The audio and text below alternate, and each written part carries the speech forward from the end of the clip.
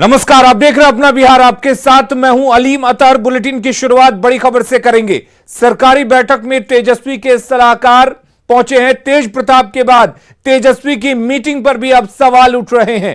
सुशील मोदी ने ट्वीट की तस्वीर और साथ में तस्वीरों में देखा जा सकता है कि तेजस्वी के साथ मीटिंग में संजय यादव हैं। तेजस्वी के सलाहकार हैं संजय यादव। स्वास्थ्य विभाग की बैठक में शामिल थे संजय यादव और सुशील मोदी ने सवाल उठाए। उससे पहले तेज प्रताप यादव की उनके जीजा के साथ तस्वीर वायरल हुई थी और वो तस्वीर भी सामने आई थी जिसमें वो वन एवं पर्यावरण विभाग की बैठक में अपने जीजा और मीसा भारती के पति के साथ पहुंचे थे। और अब ये तस्वीर, सुशील मोदी ने यह तस्वीर ट्वीट कर सवाल उठाए हैं। संजय यादव को साफ देखा जा सकता है जो तेजस्वी यादव के सलाहकार हैं। और बिहार सरकार के स्वास्थ्य विभाग की बैठक में तेजस्वी के साथ संजय यादव मौजूद हैं और इस तस्वीर को ट्वीट कर सुशील मोदी ने सवाल उठाए हैं। और हमारे साथ सुशील मोदी जुड़े हुए हैं। सुशील मोदी जी, जिस तरह से ये लगातार तस्वीरें आ रही हैं, चाहे तेज प्रताप की हो या तेजस्वी यादव की हो, आप बिहार के उप मुख्यमंत्री रहे हैं, कई विभागों की जिम्मेदारी संभाल चुके हैं। क्या उचित है ये कहीं से भी बाहरी शख्स को लेकर इस तरह के सरकारी मीटिंग में जाना? देखिए, तेज प्रताप यादव की बैठक में केवल लालू जी के दामाद मौजूद ही नहीं थे, बल्कि वो बैठक का संचालन भी कर रहे थे। अभी मंत्री बैठक का संचालन करता कि दामाद करेगा, फिर किस हैसियत से दामाद मौजूद थे? 2 घंटे से ज्यादा की बैठक चली, लेकिन दामाद पूरे समय मौजूद रहे, सवाल जवाब करते रहे और तेज प्रताप तो चुप्पी साधे हुए थे। और तो आखिर में नीतीश जी के आपने आदेश निकाल दिया कि अब सरकारी बैठकों में दामाद, बहनोई, राजनीतिक सलाहकार भी मौजूद रहेंगे। और देखिए, जहां तक तेजस्वी यादव की बैठक का सवाल है जी, ये संजय यादव कौन है मुझे पता नहीं है। अगर उनके राजनीतिक सलाहकार है तो ऐसा तो कोई पद है नहीं, और अगर कोई ऐसा पद नहीं है तो वो फिर बैठक में कैसे मौजूद थे? पथ निर्माण की बैठक में भी, स्वास्थ्य विभाग की बैठक में भी। अब शायद ये कह सकते कि ये मेरे निजी सचिव हैं, मुझे पता नहीं कि नोटिफाई हुआ कि नहीं। अगर नोटिफाई हो भी गया तो भी निजी सचिव वहां नहीं बैठ सकते हैं, वो सरकारी अधिकारियों के बाद बैठेंगे। अंत में हम लोग भी 13 साल तक सरकार में रहे, हम लोग के जो पीए होते थे वो बाद में बैठते थे, अंत में बैठते थे। प्राइवेट पीए तो बैठता ही नहीं था, सरकारी पीए भी अगर बैठता था तो वो अंत में बैठता था। लेकिन देखिए, ये तो सरकार के डी फैक्टो मुख्यमंत्री हैं तेजस्वी यादव, उनकी सरकार है। नीतीश जी तो मजबूरी में है, और किस आईएएस की हिम्मत है कि लालू परिवार को चुनौती दे? कौन कहेगा? मैंने पूछा कुछ लोगों से कि भाई आप थे बैठक में मौजूद, तो आपने क्यों चुप्पी साध लिया? तो बोले कि सर अगर बोलेंगे तो कल मेरा ट्रांसफर हो जाएगा। तो देखिए, किसी आईएएस की हिम्मत नहीं कि इस प्रकार वो चुनौती दे या कहे कि आप बाहर चले जाइए।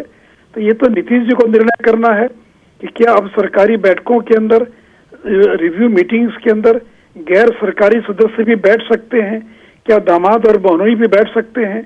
तो ये देखिए, इतने कम समय में और नीतीश जी की यह स्थिति हो जाएगी कि वो एक मजबूर के मुख्यमंत्री बन जाएंगे, मजबूरी वाले मुख्यमंत्री बन जाएंगे। कल मैंने देखा सुशील मोदी जी, सवाल यह भी है, जिस तरह से आपने कहा कि तेज प्रताप यादव के जो मीटिंग थी, जो बैठक थी, उसका संचालन कर रहे थे उनके बहनोई, उनके जीजा जी। यहां पर तेजस्वी के राजनीतिक सलाहकार बैठे हुए हैं। तो क्या यह माना जाए इतने अहम विभागों को लेकर तेज प्रताप और तेजस्वी बैठे हुए हैं, इन विभागों को ये खुद से नहीं संभाल सकते जो इनकी जरूरत पड़ रही है? नहीं, देखिए, अगर जरूरत भी पड़ती है तो दामाद और बहनोई नहीं बैठ सकता है। ये तो जो सलाह देने वाले, कल आप उन पर एडवाइजर नियुक्त करवा दीजिए। जैसे मुख्यमंत्री के एडवाइजर होते हैं, सुधीर कुमार थे इनके एडवाइजर, अब संजय यादव को अपना एडवाइजर जो है कैबिनेट से नियुक्त करवा दीजिए तो उनको बैठने का अधिकार होगा। लेकिन इतने सीनियर आईएएस अफसर हैं, ज्वाइंट सेक्रेटरी रैंक के अफसर हैं, बिहार प्रशासनिक सेवा के अधिकारी हैं, तो एक अदना सा राजनीतिक कार्यकर्ता वो मंत्री के बगल में बैठा हुआ है, तो ये तो प्रोटोकॉल के भी खिलाफ में है और जो कंडक्ट ऑफ बिजनेस रूल उसके भी खिलाफ में है।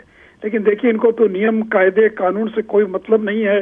जब लालू जी मुख्यमंत्री थे तो सुनते हैं कि जो आईएएस अधिकारी थे वो पीक दान उठाकर उनके पास ले जाते थे ताकि लालू जी को थूक सके। तो लालू जी ने तो पूरे बिहार की नौकरशाही का जो हाल कर दिया था, तो मुझे डर है कि कहीं उसी प्रकार की स्थिति बिहार के अंदर न बन जाए। तो इसलिए आईएएस अधिकारियों को आगे आना चाहिए और उनको कहना चाहिए मुख्यमंत्री जी को कि मुख्यमंत्री जी, हमको बोलने में दिक्कत है, लेकिन आप आदेश निकालिए कि किसी सरकारी बैठक में कोई पॉलिटिकल वर्कर, कोई परिवार का सगा संबंधी नहीं बैठेगा। तो ये तो काम मुख्यमंत्री का है, बेचारा आईएएस क्या करेगा।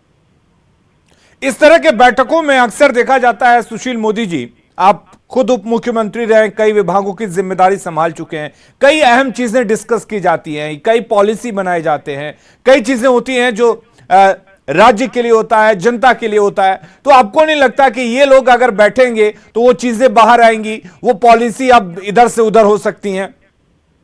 सही कहते हैं, इसीलिए जो नियम बने हुए हैं, इसे मैंने कहा कि अगर अपने बहनोई को एडवाइजर बनाना है तो बना दीजिए एडवाइजर, वो भी नियम संगत नहीं है। और अगर आपको संजय यादव आपके राजनीतिक सलाहकार हैं तो उनका अपना एडवाइजर बना लीजिए, आपको अधिकार है एडवाइजर नियुक्त करने का। लेकिन जब तक आप उनको एडवाइजर नियुक्त नहीं करते हैं तब तक आप उनको उस जगह नहीं बैठा सकते जहां पर इस बैठक में उनको बैठा हुआ दिखाया गया है। तो देखिए, ये लोग, इन लोगों को कभी नियम कानून से कभी कोई मतलब ही नहीं रहा। जब लालू जी जेल जाने लगे तो लोगों ने कहा कि नैतिकता के आधार पर आपको इस्तीफा देना चाहिए। तो कहा कि मैंने तो फुटबॉल ग्राउंड सुना था, क्रिकेट ग्राउंड सुना था, मोरल ग्राउंड क्या होता मैंने तो आज तक नहीं सुना। तो इनके लिए मॉरलिटी, डिसेंसी, ये सब चीजें इनके लिए कुछ भी नहीं है। तो इसी प्रकार गिरते पड़ते नीतीश जी को बिहार चलाना पड़ेगा, दूसरा कोई विकल्प अब उनके पास नहीं बचा है। चलिए, बहुत शुक्रिया सुशील मोदी जी हमारे साथ जुड़ने के लिए। और हमारे साथ आरजेडी नेता शक्ति यादव जुड़े हुए हैं। शक्ति यादव जी, तेज प्रताप के साथ विभाग की अहम मीटिंग होती है, उसमें उनके जीजा जी नजर आते हैं। तेजस्वी यादव स्वास्थ्य विभाग की समीक्षा बैठक कर रहे होते हैं, उनमें संजय यादव नजर आते हैं। क्या ऐसे चलेगी सरकार?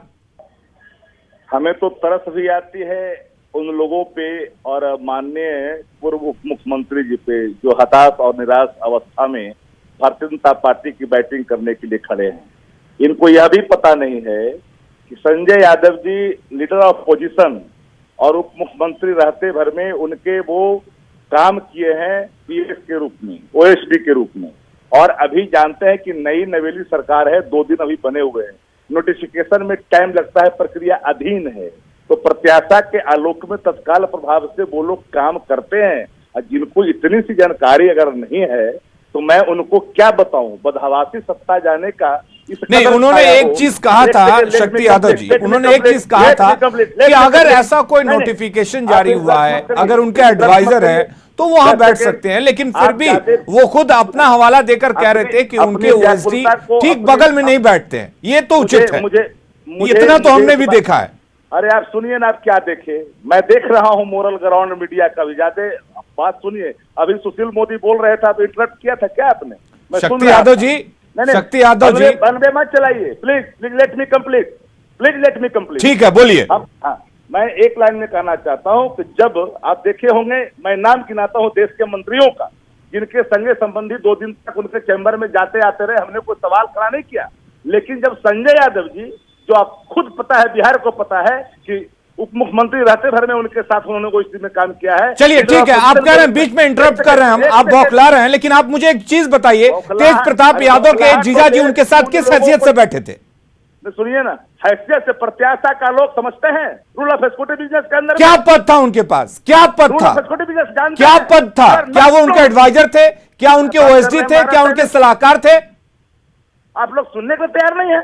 हमने कहा कि प्रत्याशा के आलोक में जब तक नोटिफिकेशन नहीं होता है, अभी मंत्री बने मात्र 2 दिन हुए हैं, प्रक्रिया अधीन जो चीजें हैं आप लोग निकाल रहे हैं बाल के खाल महंगाई पर चर्चा करने में। नहीं तो मंत्री बने हैं तो ये बताइए आप मुझे, क्या तेजस्वी यादव के जो जीजा जी हैं वो तेज प्रताप के सलाहकार बनने जा रहे हैं, एडवाइजर बनने जा रहे हैं? नो नो नो नो, मैंने एक लाइन पहले कहा कि संजय संबंधी अगर एक दिन दो दिन में अगर ऑफिस समीक्षा बैठक में कहां जाते हैं? मैं ये नहीं कह रहा कि उनके चेंबर नहीं जा सकते, उनके साथ घूम नहीं सकते। समीक्षा बैठक में कहां से जा सकते हैं? और आपकी बुद्धिमत्ता उस दिन कहां मर गई थी जब मेरी छोड़िए, आप अपनी बताइए। देखिए यही बात है, अगर आप लोगों को जवाब पूछा जाता है तो आप दूसरे चीजों को डाइवर्ट करते हैं। आप सीधा बोलिए, आप बौखलाइए नहीं, आप सफाई पेश कीजिए कि क्या सही था, क्या उचित था। इस तरह से बिके हुए बात की बात चर्चा मत करिए। रामप्रीत पासवान पीएचडी मंत्री थे कि नहीं इसके पहले? उनके बेटा ने क्या किया? उनके बेटा ने on behalf of the minister उसने इन्वेस्टिगेशन के लिए जाकर करके साइट पर जाकर विजिट किया, मामले सामने खड़े हुए।